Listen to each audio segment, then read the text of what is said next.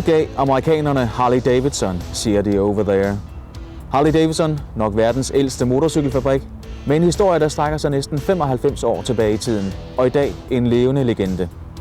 Det hele startede omkring århundredeskiftet, da 22-årige knægte blev enige om, at de ville lave en motor til at sætte på en cykel. Det var William S. Harley, søn af engelske immigranter, og Arthur Davidson, søn af skotske immigranter. De havde kendt hinanden siden drengeårene, og de var begge to gode til at tegne, så det var ikke noget problem at få idéerne ned på tegnebrættet. Meget hurtigt kom Arthur Davidsons to ældre brødre også med i projektet, og i 1903 etablerede firekløveret William Harley, Arthur, Walter og William Davidson deres nye firma Harley Davidson. Rammerne var i starten ret beskedne. Fabrikken bestod af et skur på 18 kvadratmeter i forældrenes have i byen Milwaukee i den nordamerikanske stat Wisconsin. Da salget steg, blev fabrikken udvidet, og i 1905 blev den første udefrakommende medarbejder ansat. I 1906 blev en ny fabriksbygning taget i brug på adressen, hvor Harley Davidson også holder til i dag, Juneau Avenue i Milwaukee. Produktionen var også steget fra 3 cykler det første år til 50 styk i 1906. I 1908 blev fabrikken igen udvidet, og dette år blev der produceret 410 motorcykler.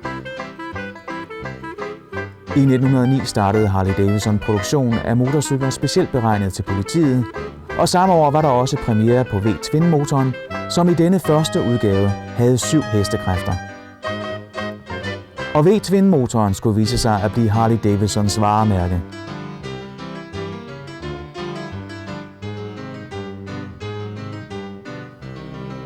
Næsten år for år blev fabrikken udvidet.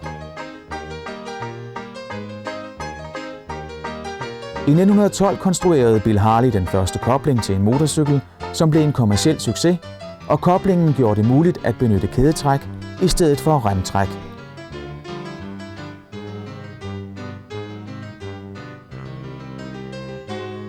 I 1914 var Harley Davidsons ry så godt, at USA's regering valgte at benytte deres motorcykler i mange af deres afdelinger. Blandt andet havde postvæsenet ikke mindre end 4.800 styks. I 1917 kom 1. verdenskrig, og Harley Davidson omstillede deres produktion til militærcykler, og ved krigens afslutning producerede Harley Davidson kun motorcykler til militæret. På dette tidspunkt var Harley Davidson vokset til at være en af verdens største motorcykelfabrikker med 1800 ansatte. 1920 præsenterede fabrikken 20J-modellen med egen elektrisk lader, og i 1924 kom de første dråbeformede tanke.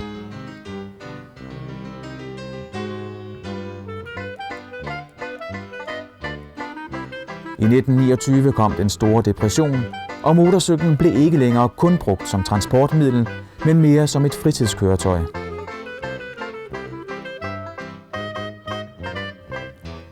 Sidst på året 1931 introducerede Harley Davidson deres første trehjulede model, som blev meget populær på servicestationer og hos politiet til trafikkontrol.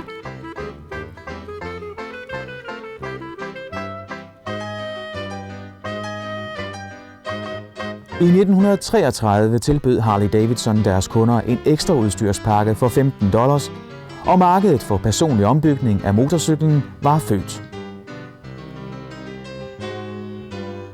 I 1936 blev EL-modellen introduceret. Motoren blev kendt som The Knucklehead, fordi vippearmshuset mindede om en knyttet hånd.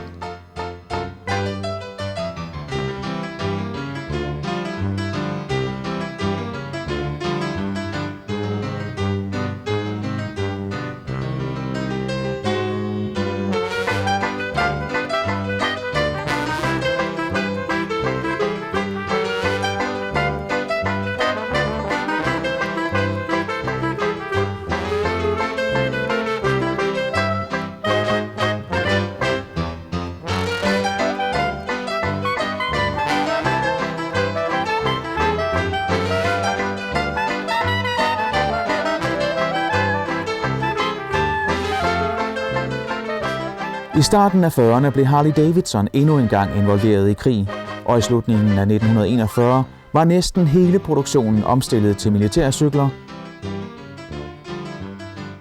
og nogle cykler blev produceret til specielle opgaver, som denne XA med flat twin og kardangtræk til krigen i Nordafrika.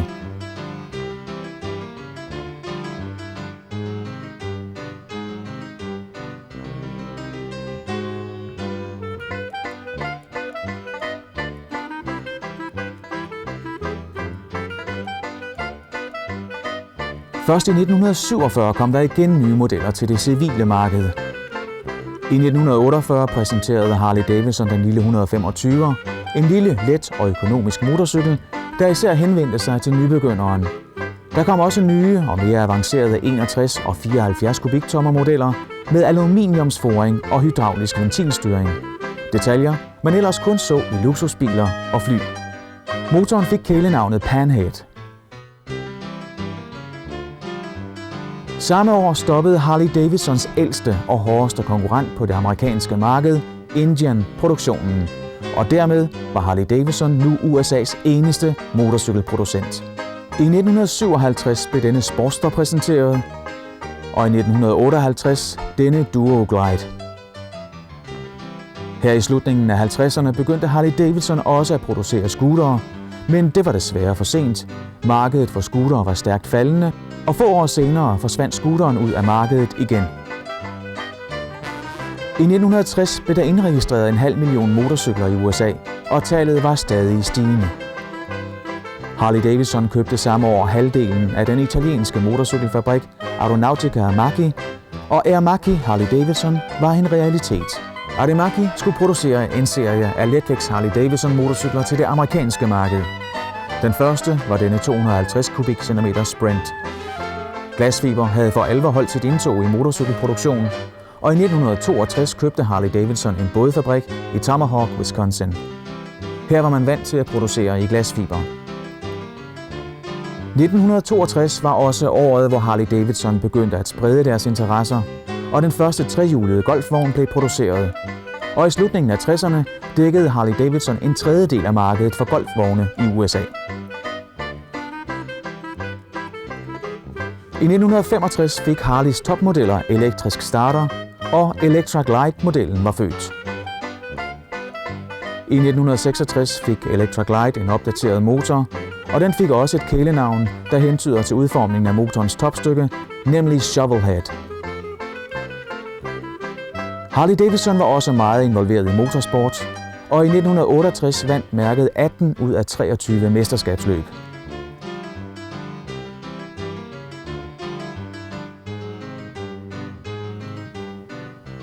I 1969 havde Harley Davidson et bredt motorcykelprogram, salget af golfvogne gik også strygende, og Harley Davidson dominerede i næsten alle motorsportsgrene.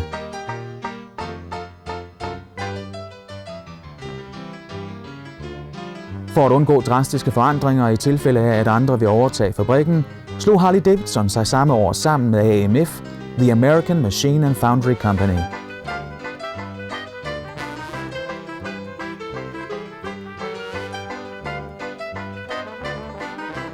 I 1970 præsenterede fabrikken en racercykel, XR 7,5, og samme år en 398 kubikcentimeter snescooter.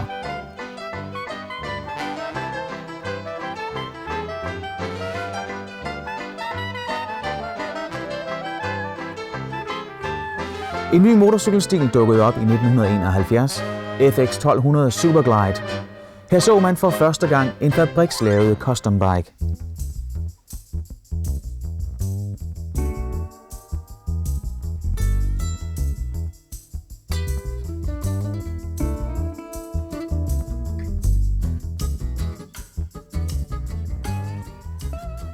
Efter 3 snefattige vintre forsvandt snescooteren ud af markedet, og i 1975 forsvandt sprintmodellen også. 1979 var Harley Davidsons mest succesrige år med et rekordstort salg.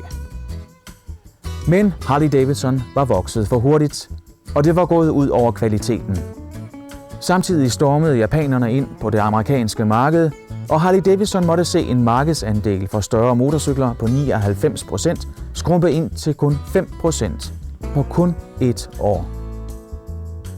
Men der skulle mere til at knække Harley Davidson. Med næsten 80 år på bagen havde den traditionsrige motorcykelfabrik ikke til sinds at give op. Det økonomiske blev reorganiseret, og skeen blev taget i den anden hånd. I 1981 blev Harley Davidson igen købt ud af AMF, takket være en gruppe på 13 ledende medarbejdere, der ofrede alt, hvad de ejede og havde. De troede på Harley Davidson og fik overtalt alle medarbejderne til at gå 10% ned i løn.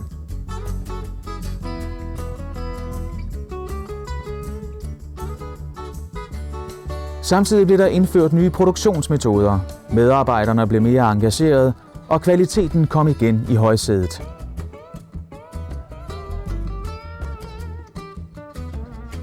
Efter 7 års udviklingsarbejde præsenterede Harley Davidson i 1984 deres nye 1340 kubikcentimeter V-twin-motor, Evolution-motoren.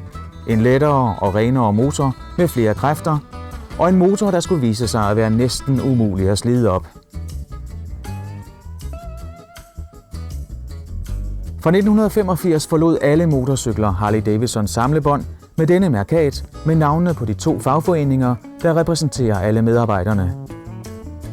Nye samlebånd og nye produktionsmetoder havde efterhånden fået kvaliteten på Harley Davidson motorcyklerne op på det høje niveau, de tidligere var så berømte for.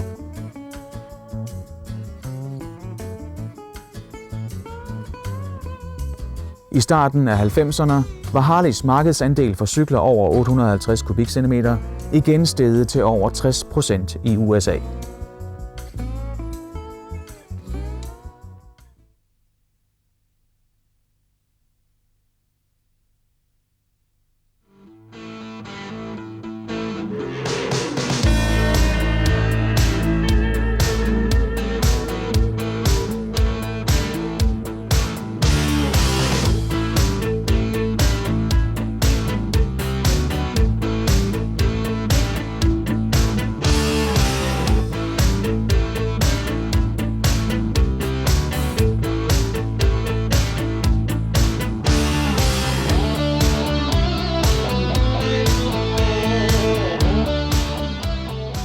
Harley Davidson står i dag stærkere end nogensinde før, og det samme gælder ånden.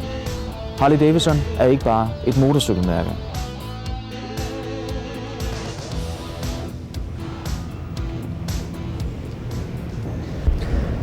The Harley Davidson motorcycle really is where everything starts and comes back to, but riding a Harley Davidson is a lot more than just the bike.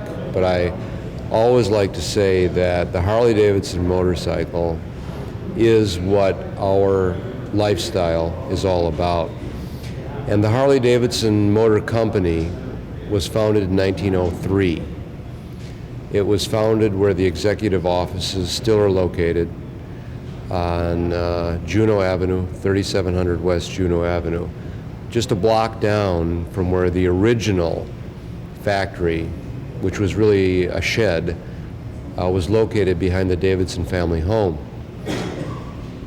What is important to realize is there were hundreds of motorcycle manufacturers in America at that time, and really up until the Depression. And the Harley-Davidson Motor Company not only survived, but prospered because it built durable motorcycles, motorcycles that had style, and also the motorcycle itself offered a way of life, an attitude. Even back at its origins, there was a creed among Harley riders.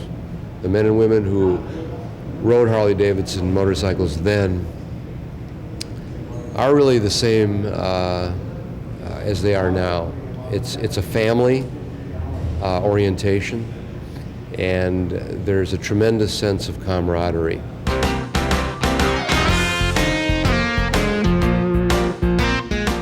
Og sammenholdet resulterede i 1983 også i en ny klub, HOG, der står for Harley Owners Group, verdens eneste fabrikssponserede motorcykelklub, der i løbet af bare 6 år nåede et medlemstal på over 90.000. Harley Owners Group spillede en markant rolle i bestræbelserne på at få Harley Davidson på fode igen.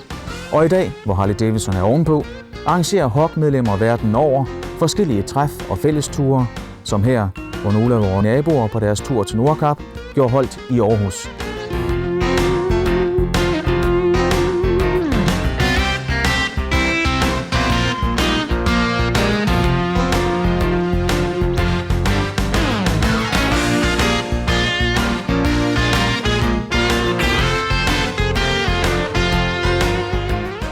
Der er 2 årligt tilbagevendende Harley-Davidson-begivenheder med deltagelse fra hele verden, nemlig på Daytona Beach i Florida i februar og træffet i Sturgis Black Hills i South Dakota i august, hvor man her tydeligt kan se, at en Harley-Davidson er det mest yndede ombygningsobjekt. Næsten alle Harley-ejere sætter på en eller anden måde deres helt personlige præg på deres skattede cykel. Der bliver lagt sjæl i arbejdet, og med 250.000 Harley-fans samlet i Sturgis, er der rigeligt at se på. Og der er direkte kunstværker at se på indimellem.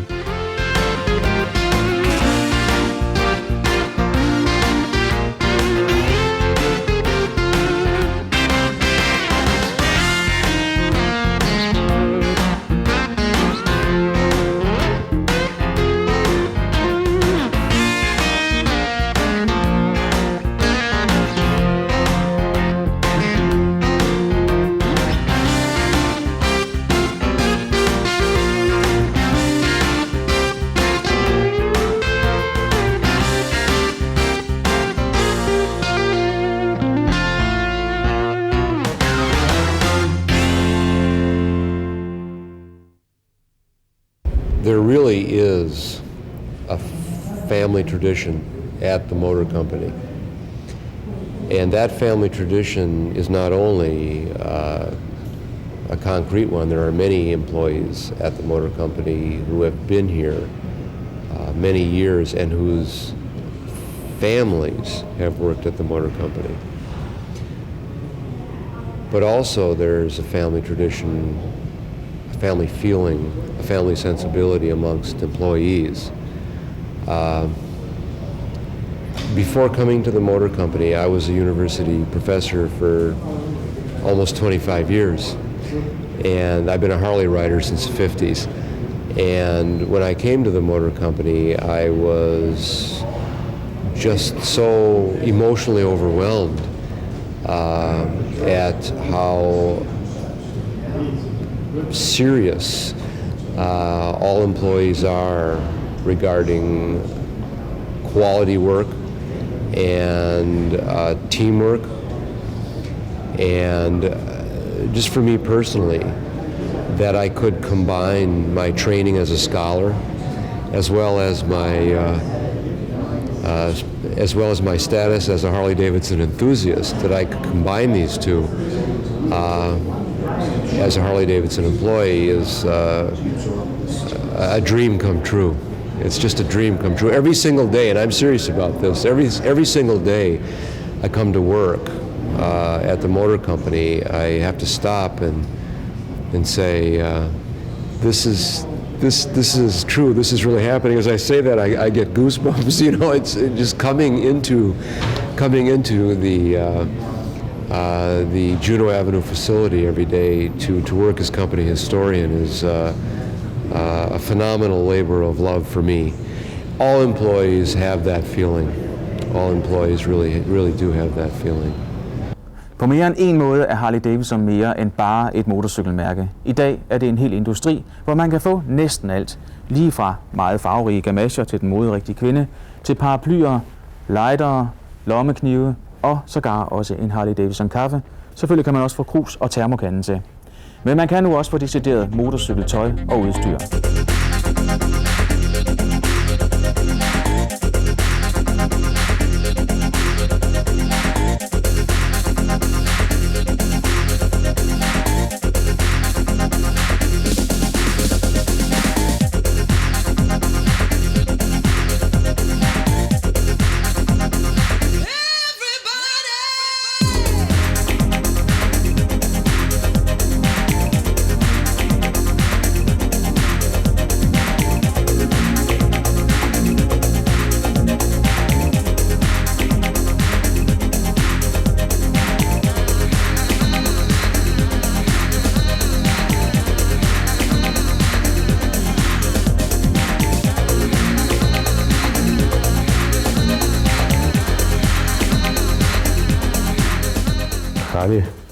Folk er jo nogle helt specielle mennesker, kan man godt sige.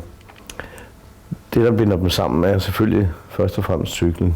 Og når man har prøvet at køre på en, så ved man også, hvad det er, der giver den her fornemmelse, helt specielle fornemmelse. når man kører alene, og så lige pludselig befinder sig i en flok, man møder nogle andre, så er man godt klar over, at man er i sikker havn. Det er ligesom familie på en måde. Harley'en er specielt, fordi du kan modellere på den. Du kan få en hel fabriks ny Harley, og en måned efter, så ser den fuldstændig anderledes ud. Det er et køretøj, du kan sætte dit personlige aftryk på. Og det er også det, der måske er med til at klistre folk sammen i grupper, fordi alle har lyst til at gå ud og vise et eller andet. Alle har lyst til at vise andre, at de er kreative på en eller anden vis. Og den medfører også, at man har det her, det der hedder sociale skel, det forsvinder, når man kører på en Harley. Altså der er både tandlæger og advokater og direktører af den ene og den anden slags, og jord- og betonarbejderen og arbejdsmanden, alle. Når de kører på Harley'en, så er de ude og trille på grisen. Så har det ikke noget at gøre med, hvad man ellers laver, fordi så kører man Harley. Når du kører på en Harley, så rumler det under. Det hyler ikke. Det er ikke ligesom at sidde på en humlebi, det er ligesom at sidde på en tordensky. Og det er en fed, dyb lyd. Rummet, der går lige ind i hjertekuglen. Det er helt oplagt. Det er ikke for ingenting, det hedder The Milwaukee Thunder Machine. Det behøver ikke at være bajer og babes alt sammen. Det kan også godt være bøgetræer og bananmad.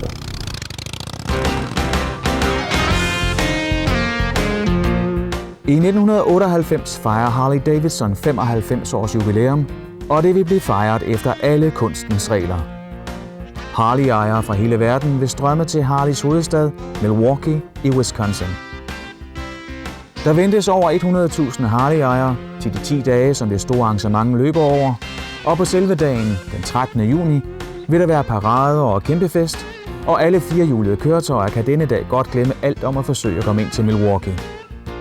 5 kæmpe korteger vil starte forskellige steder i USA, for til sidst at mødes i Milwaukee. En af kortegerne vil blive ført an af Bill Davidson, der er 4. generation siden starten på det berømte motorcykelmærke, og andre familiemedlemmer vil også deltage og arbejder også på eller i forbindelse med fabrikken. How many of the Davidson family is still working in the factory? Right now it's myself. I'm in charge of our new motorcycle product development. My father, who's our vice president of styling, Willie G. My sister Karen is in charge of our motor clothes fashion. She's a fashion designer. My brother is not a full-time employee, but a contract employee. He's an artist and works on our new dealer store design program. And then I have 2 cousins, Carrie Davidson and Amy Davidson, that are involved in our merchandising program. Is there a 5th generation on the way? Well, I was married almost 2 years ago, so I can tell you that my wife and I love children, and I definitely want to keep it going. You bet. I dag er Harley Davidson nok det mest amerikanske, der overhovedet eksisterer. Et navn med respekt om. En motorcykel, man er stolt af at eje, og en motorcykel, der får blodet til at rulle stærkere, hver gang man sætter sig op på den. En legende, der er mere levende end nogensinde.